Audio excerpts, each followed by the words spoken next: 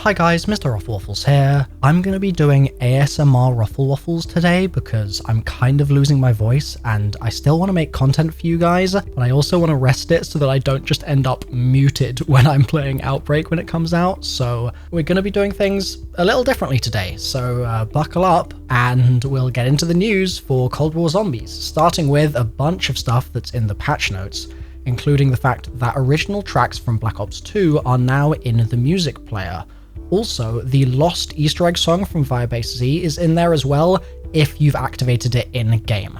In Firebase Z, they've made some changes, such as increasing the timer of the reward chest for the bunny side quest, which is good because previously it would just kick you out of the Dark Ether and you'd hardly have time to pick up your stuff. They've also buffed upgraded monkey bombs because they weren't previously doing enough damage to enough zombies by the sounds of things, and they've fixed a bug with the main quest Easter egg where the Order's health wouldn't scale correctly to the round that you were on when you got there, so that's sorted now. The Wonder Weapon has also been changed, the Reiki. That is going to have less of a delay in firing when you switch to alt fire, which is a brilliant change. I'm so glad Treyarch have done this one. Now, unfortunately, there's also some really terrible stuff in here, in my opinion at least, and you guys might disagree in the comments. I'd love to have a little discussion with you guys down there. Treyarch have removed the spawn jump, which I hate. I hate the fact that they've done this, and I kind of get it because from their point of view, they're closing exploits where the player's getting to unintended locations and causing zombies to not be able to hit the player or path correctly. However, I think that jump was fantastic. It's kind of like, if you guys remember in Buried, the jump to get the LMG at the start of the game, that was obviously intentional, but it was such a good thing to have in there, and it just added to the kind of excitement of will you make it, won't you make it, will your friend make it? And in Firebase Z, I feel like it was doing the same sort of thing. It was a really, really cool trick, and I'm really sad to see it go. I just wish they could have found a solution where they fixed their pathing problem instead of just preventing the player from being able to do this really cool thing to show off how skilled they were. And the crazy thing is that the community has already found ways around it. As you can see in this clip right here, using Ether Shroud with the little kind of teleport ability that you get at tier 3, you can just zip past the window shutter thing that they've added and still make the jump. So I wouldn't be surprised if this gets patched in the future as well, but I just wish Treyarch hadn't done this, man. I've got heaps of news to bring you guys for Outbreak, but we'll get to that in a minute, and there are also some zombies wide changes that are being introduced to the skill tiers and stuff like that. But first I want to quickly talk Dead Ops. Dead Ops is getting a first person mode. Now, I didn't see this coming at all, but I think this is freaking awesome. I love the idea of being able to jump in and just play first person. It's going to be for private matches initially, but it may come to co-op in the future. They're also going to be resetting the solo, duo, trio, and quads leaderboards, but career won't be touched. And that's to give everyone a fresh kind of start with all of the new changes that they're making and all of the new additions that they're bringing in with this patch. There's a lot of stuff. Some of the important ones that I've pulled out here are gems stopping spilling once you respawn to allow you to keep more multiplier.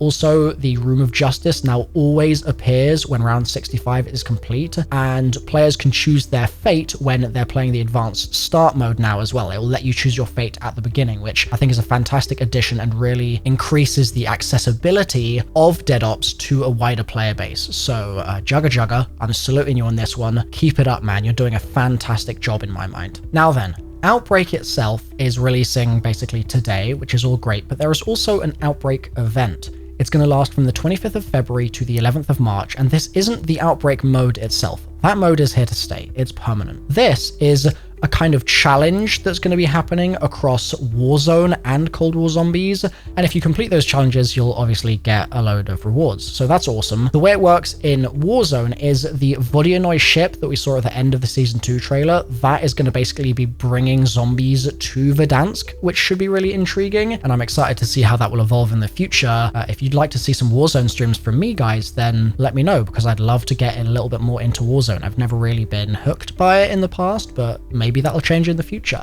So let's talk about the generic changes that are coming to zombies overall, because these are really significant. This is going to make a massive difference to just the whole zombies experience. So There's a new field upgrade being added. If you don't know, it's called Frenzied Guard, and at base it forces all enemies in your area to target you instead of anything around you, and only your armor is going to take damage. I'll quickly rattle through the tiers for this now. Tier 1, activation repairs armor to full. Tier 2, enemies you kill repair 10% of your armor, so it's almost like lifesteal, but for your armor. Tier 3, normal enemies explode after they hit you. Tier 4, it increases the duration to 15 seconds.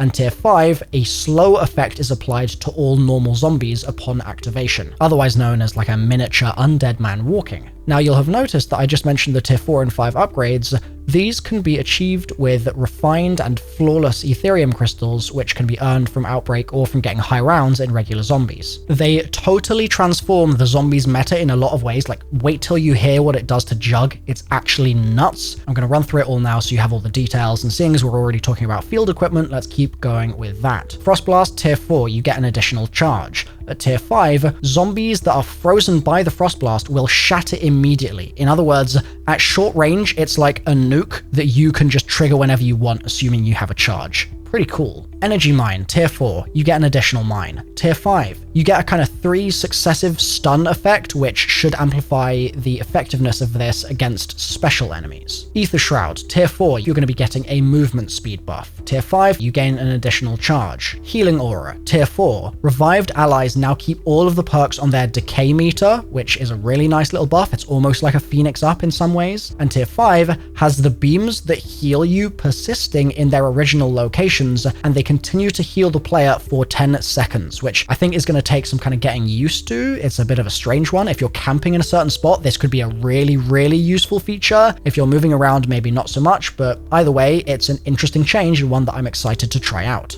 And finally, Ring of Fire. Tier 4 is going to give you a chance to insta-kill enemies that run through your burning ring, so they'll just die. You don't need to shoot them. They will literally just drop dead, which is great. And Tier 5 is basically going to reward you for staying in the ring. You'll want to stay in the ring as much as possible to get like a damage buff and stuff like that. Now let's move on to ammo mods. Now for the basic ammo mods that we've already had so far, which are Napalm Burst, Deadwire, Cryo Freeze, and Brain Rot, the Tier 4 upgrade is the same on all of those. It just means that it can now apply to special enemies. And what this means is that with Brain Rot, you can use your Brain Rot on a mimic and turn it, and it will start fighting for you, which is insane. I think that is so damn cool. And the amazing thing about this is that Tier 5 for Brain Rot is going to give you the chance to get up to 3 turned enemies instead of 1. So you could have a mimic and a couple of extra zombies fighting for you as well. For Napalm Burst, if you have it pop on an enemy and that enemy gets burned and then you kill it, it will explode and spread to 5 more enemies and kind of give you a chain reaction. And it's quite similar with Deadwire and Cryo as well. Deadwire is going to turn zombies into superconductors and spread the stun effect around the horde, and the slow from Cryo is going to jump to 5 other enemies as well. The new ammo type, Shatter Blast, which gives you explosive bullets essentially, is already sounding like it's going to be amazing, and it works a little differently at tiers 4 and 5 to all 4 of the previous alternate ammo types. At tier 4, it's going to give you a 100% increase in your effective explosion range, which is going to be really useful if you're in tight locations, I think, tight areas. And tier 5 is going to give you an explosive barrage, which strips armor and knocks down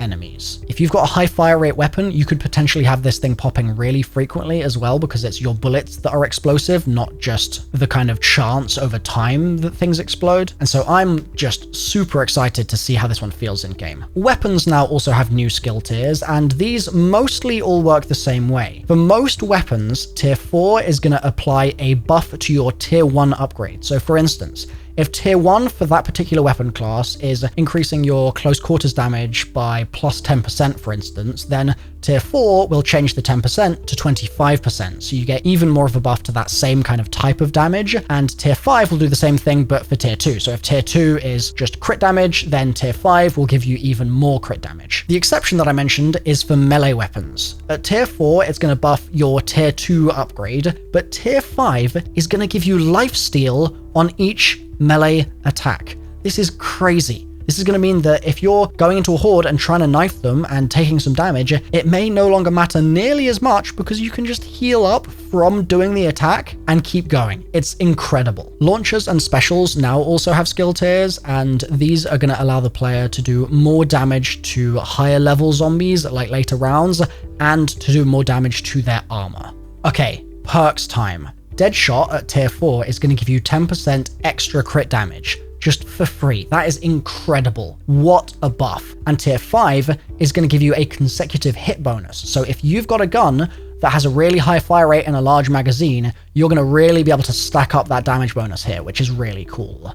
Elemental Pop at tier 4 gets an elemental damage buff, and at tier 5, it has an electric cherry style pop when you expend a magazine. So you can kind of tactically decide that you want to expend your current mag in order to get that pop. Stamina Up at tier 4 is going to let you use equipment while sprinting, and at tier 5, it's going to remove sprint slowdown entirely. So you will always be at max speed, which is so big when super sprinters are so annoying in this game. Fantastic upgrade. I'm going for this early. Quick Revive at tier 4 is going to give you a speed boost after reviving a teammate, and at tier 5, it's going to revive you instantly if you kill an enemy while you're downed. Speed Cola at tier 4 is going to increase the speed that you can repair barricades at, and the box will spin faster, and at tier 5, it seems like you'll be able to reload while sprinting. Now then, Jug. You're going to get reduced armor damage at tier 4, which is so good. Your armor is going to last longer now, so you'll need less salvage. I mean, just fantastic change. And tier 5 is going to sort of work like Dying Wish, where you'll be brought down to 1 HP rather than 0, and that will allow you to just sort of scrape your way out of certain sticky situations a little bit more easily. And I think this is really indicative that Treyarch are just trying to give you more opportunities to escape the oncoming hordes, and I think that Jug is just going to be even more of an important perk now. It's incredibly powerful. Next up, Tombstone. At tier 4, you're going to respawn near the end of the current round instead of the start of the next round, and at tier 5, you're not going to have perk decay when you're downed, but you will of course lose Tombstone itself. I think it's a little unfortunate that the tier 4 upgrade to respawn you at the start of the current round is basically only going to be useful for co-op players. There's no real utility that provides in solo, but to be honest, the tier 5 one is pretty cool, and so I think that's worth paying attention to and reevaluating whether or not you want to buy Tombstone in your games. I think I'm probably going to wrap this up here. Thanks for watching, guys. I'm going to get back to making even more videos for you guys. Jesus Christ, I'm working so hard right now. If you've enjoyed it, then please leave a like, and also, if you feel like becoming a member of my channel and like supporting me in more of a kind of regular monthly way, there's a link below, and it will update with like the most recent member, like the name that is there will update. So if you guys want to become a member and then like refresh after a few minutes and see if your name's updated there, it'll do it automatically. Give it a go. All right, I'll see you guys next time. Bye for now.